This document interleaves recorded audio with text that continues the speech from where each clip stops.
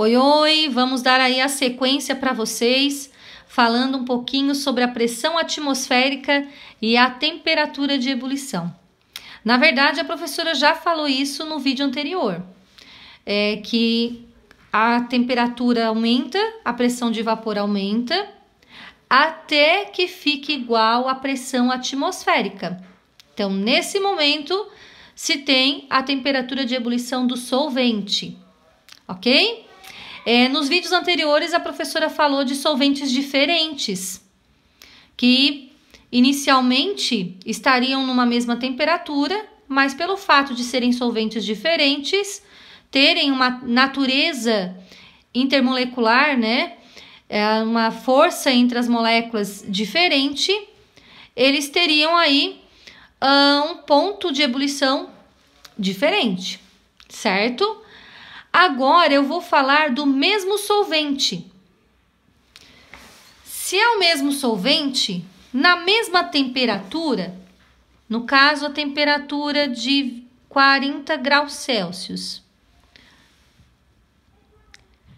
eles terão a mesma pressão de vapor, 0,2 atm, vou colocar aqui, 0,2 atm. Lembrando que são todos valores aleatórios, valores fictícios, certo? Então, se o solvente é o mesmo, o que a professora vai explicar agora?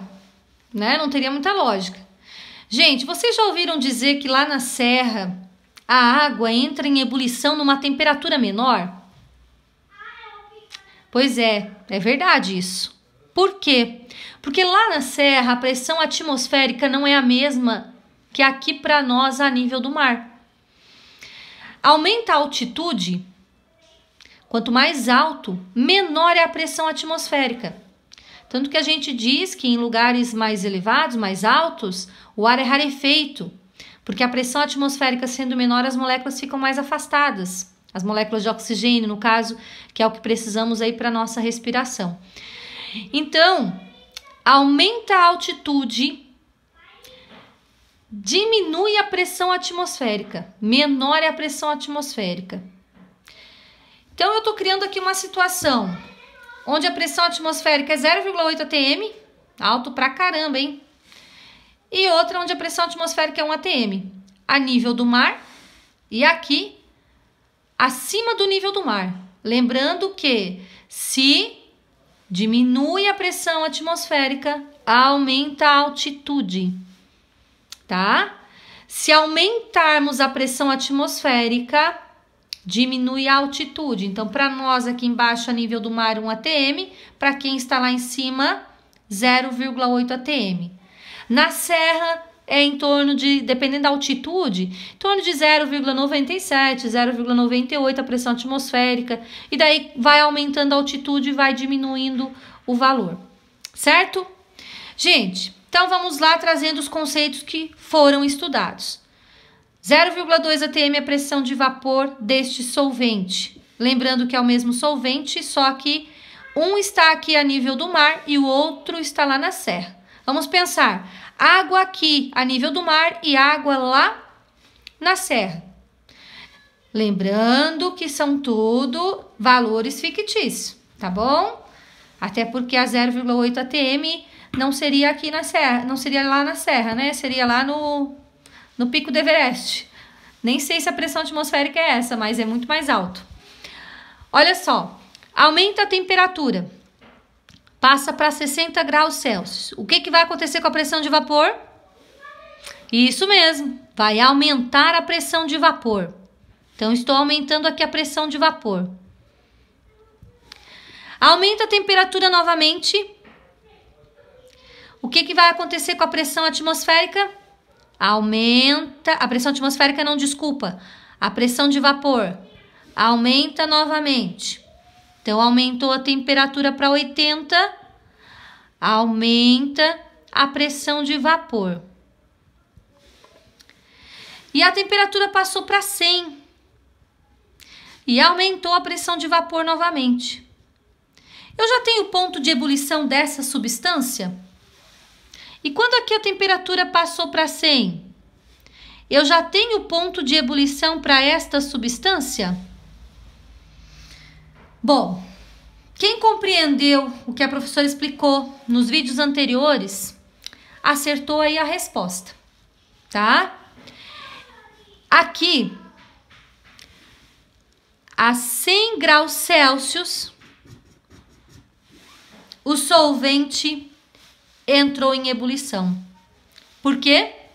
Porque a sua pressão de vapor se igualou com a pressão atmosférica. Olhem bem aqui, ó. Pressão de vapor ficou igual à pressão atmosférica. Então, aqui nós temos a situação da temperatura de ebulição. Aqui já temos? Ainda não. Por quê? Isso mesmo, porque a pressão de vapor não está ainda igual à pressão atmosférica. Então, vai aumentar a temperatura novamente. E vocês sabem que aumentando a temperatura, aumenta a pressão de vapor. Entrou em ebulição? Isso aí. Entrou em ebulição. Por que entrou em ebulição? Porque a pressão de vapor do solvente ficou igual à pressão atmosférica. Quando a pressão de vapor fica igual à pressão atmosférica, nesse momento nós temos a temperatura de ebulição do solvente. Certo, gente? Então, assim, posso dizer que este solvente é mais volátil do que esse solvente? Como eu citei no vídeo anterior? Não. Ué, mas por que, professora, essa temperatura de ebulição aqui é mais baixa e lá é mais alta? Não é isso? Gente, aqui eu não estou comparando solventes diferentes. Eu estou fazendo a comparação do mesmo solvente, só que em lugares diferentes. A nível do mar, esse aqui, e acima do nível do mar, esse aqui, onde a pressão atmosférica é menor. Ok? Então, a professora fez para vocês uma aula explicando quando os solventes são diferentes. Então, quando eles são diferentes, eles partem de... A pressão de vapor deles é diferente na mesma temperatura, certo? Que foi o que a gente viu no vídeo anterior. Eles estão no mesmo ambiente, no caso, estão no mesmo local, a nível do mar. A pressão atmosférica é igual para todos eles. E aqui, nesse vídeo, eu estou criando a situação de que locais diferentes, onde a pressão atmosférica é diferente e o mesmo solvente, o que acontece? Eles entram em ebulição em tempos diferentes. Certo? Esse aqui chegou mais rápido ao valor da pressão atmosférica, por estar numa altitude maior, a pressão atmosférica é menor. Então, ele atingiu, a pressão de vapor desse solvente atingiu o valor da pressão atmosférica mais rápido. Então, tá aqui a temperatura de ebulição. Como a altitude é menor, pressão atmosférica é maior, que é o nosso caso aqui a nível do mar. Então, até atingir a pressão atmosférica, aqui demorou mais que ali. Por isso, seu ponto de ebulição é maior. Conclusão: aumenta a altitude, diminui a pressão atmosférica, diminui a temperatura de ebulição. Menor altitude, aumenta a pressão atmosférica, aumenta a temperatura de ebulição do solvente. Certo? Daí eu pergunto agora para fechar com chave de ouro. Onde é que eu consigo cozinhar mais rápido? Aqui ou lá na serra? Pensou? Já tem a resposta? Então, acertou. Quem disse que eu cozinho mais rápido aqui, a nível do mar? Ué, professora, demora mais para entrar em ebulição? Como é que cozinha mais rápido? Gente, o que vai cozinhar... O que vai fazer com que cozinhe mais rápido não é o tempo que ele leva para entrar em ebulição, e sim a temperatura que eu vou conseguir cozinhar o meu alimento. Então, aqui, a nível do mar, eu demoro mais para fazer a água a entrar em ebulição, porque a pressão atmosférica é maior. Demora mais para a pressão de vapor ficar igual à pressão atmosférica. Então, a temperatura de ebulição é maior. Mas quando entra em ebulição, a temperatura aqui para nós, né, na temperatura mais elevada, o alimento vai cozinhar mais rápido, porque ele vai estar numa temperatura maior. Lá na serra, por exemplo, ele vai atingir o ponto de ebulição mais rápido, porque a pressão de vapor do líquido chega na pressão atmosférica mais rápido, pelo fato da pressão atmosférica ser menor lá na serra. Só que quando entra em ebulição, a temperatura é menor.